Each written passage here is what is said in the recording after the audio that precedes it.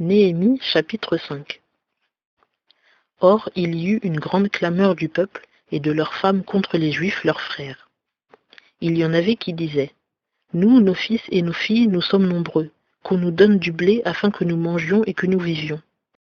Et il y en avait d'autres qui disaient : Nous engageons nos champs et nos vignes et nos maisons afin d'avoir du blé pendant la famine. Il y en avait aussi qui disaient : Nous empruntons de l'argent pour le tribut du roi sur nos champs et sur nos vignes. Et pourtant notre chair est comme la chair de nos frères, et nos fils sont comme leurs fils. Et voici, nous assujettissons nos fils et nos filles pour être esclaves, et déjà quelques-unes de nos filles sont assujetties, et nous n'y pouvons rien, car nos champs et nos vignes sont à d'autres. Quand j'entendis leurs cris et ces paroles-là, je fus fort irrité. Je délibérai donc en moi-même, et je censurai les principaux et les magistrats, et je leur dis : Vous prêtez à l'intérêt l'un à l'autre ? Et je convoquai contre eux une grande assemblée, et je leur dis : Nous avons racheté, selon notre pouvoir, nos frères juifs qui avaient été vendus aux nations, et vous vendriez vous-même vos frères. Et c'est à vous qu'ils seraient vendus ? Alors ils se turent et ne surent que dire. Et je dis : Ce que vous faites n'est pas bien. Ne voulez-vous pas marcher dans la crainte de notre Dieu, pour n'être pas l'opprobre des nations qui sont nos ennemis ? Moi aussi, et mes frères, et mes serviteurs, nous leur avons prêté de l'argent et du blé. Abandonnons, je vous prie, cette dette. Rendez-leur aujourd'hui, je vous prie, leurs champs, leurs vignes, leurs oliviers et leurs maisons, et le centième de l'argent, du blé, du vin et de l'huile que vous exigez d'eux comme intérêt. Et ils répondirent : Nous le leur rendrons, et nous ne leur demanderons rien. Nous ferons ce que tu dis.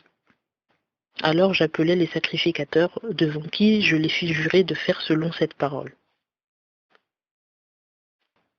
Je secouai aussi mon sein, et je dis : Que Dieu secoue ainsi de sa maison et de son travail tout homme qui n'aura point accompli cette parole, et qu'il soit ainsi secoué et vidé. Et toute l'assemblée répondit : Amen. Et ils louèrent l'Éternel, et le peuple fit selon cette parole.